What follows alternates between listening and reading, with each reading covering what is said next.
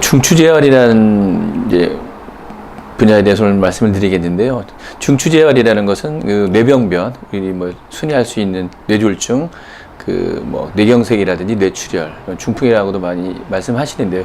그 부분하고 그다음에 척수 손상, 그걸 이제 중추신경이라고 합니다. 그 부분에 어떤 문제가 생겨서 어떤 신경학적인 후유증을 남기는 것, 그 부분이 중추신경계 재활이라고 하는데, 일단 동반한 증상은 뇌 같은 경우는 이제 편마비, 그다음에 인지장애, 언어장애, 그다음에 삼키는 거, 이런 부분에 문제가 많이 생깁니다. 그래서 관련된 그런 영역에 대해서 전문 재활운동치료사, 작업치료사, 인지, 언어, 연하 삼키는 거, 식사하시는 거, 이런 부분에 대해서 숙련된 치료사들이 각각의 그 재활의 영역, 기능적인 회복을 도모하는 그런 과정을 갖고 있는 그런 치료 시스템을 갖고 있는 것을 중추신경계 재활병원이라고 하고요.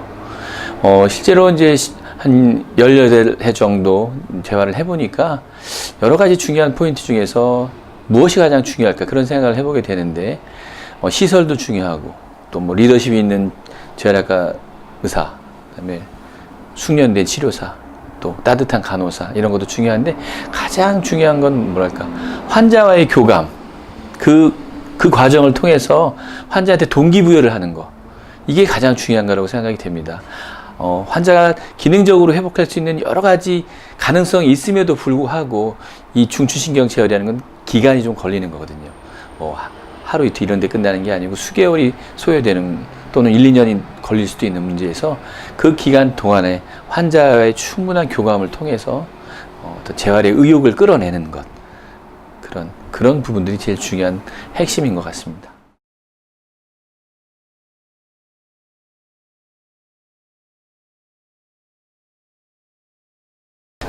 제가 처음 재활병원이 시작할 때만 해도 병원이 별로 없었습니다. 이제 국립재활원 정도 외에는 이렇게 정말 그 사회 복귀를 목적으로 하는 그런 재활병원이 없었는데요. 최근에는 뭐 많이 생겼습니다. 근데 우리가 이제 우리의 가족 중에 누구나, 친지들 중에 누구나 이런 어떤 뭐 뇌병변에 어떤 관련된 증상들이, 질환이 생겼을 때 그 이제 대학병원에서 일단은 뭐 생명의 위급한 부분을 해결하고 나서 그 다음에 이제 어떤 기능의 회복을 위한 그런 재활병원을 선택하게 되는데요.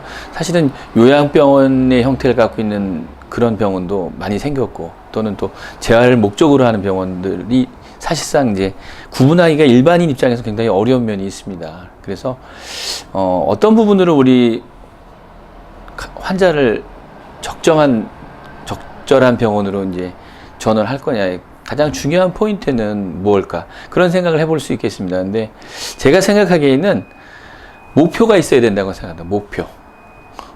일단 요양병원이라면 사실 목표라는 거는 꼭 가정과 사회로 복귀한다, 이런 게 아니고, 어떤 병원 안에서 편안하게 더 나빠지지 않는 것도 목표가 되죠. 좀 좋아지는 부분도 기대는 할 수 있겠지만, 재활병원은 실제적으로 환자가 딱 입원을 하게 되면 이 환자를 어느 정도 기간 안에 어느 정도까지 좋아지게 해서 그분이 가능한 범위에서의 사회 복귀, 가정으로 복귀, 이런 것을 추구하느냐, 또 그 추구되는 목표 안에서 치료팀, 재활학과 의사, 간호사, 치료사, 뭐 이런 분들이 이제 같이 이제 목표에서 어느 정도 단계마다 중간 평가를 하면서 환자에 대해서 목표 설정을 해가는 것, 그리고 얼마나 도달하고 있는가, 또 어느 정도 해야 더 보강될 수 있는가, 또는 중간에 목표를 수정해야 되는가, 이런 중간중간 단계의 목표를 가지고서 최종에, 그래서 그거를 재활적인 용어로는 이제 쇼텀 골, 롱텀 골, 이렇게 얘기합니다. 쇼텀은 단기적인 기간 동안에 중간중간 바뀔 수 있습니다. 환자의 경과가 우리가 생각하는 것처럼 그렇게 딱 따라오지 않을 수 있기 때문에.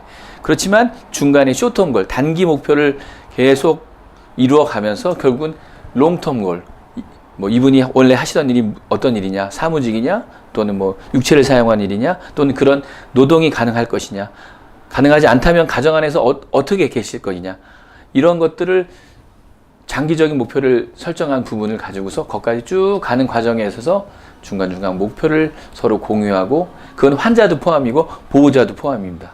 그런 것들을 가지고 있느냐 없느냐에 따라서 저는 재활병원과 장기요양병원으로 구분할 수 있다고 생각합니다.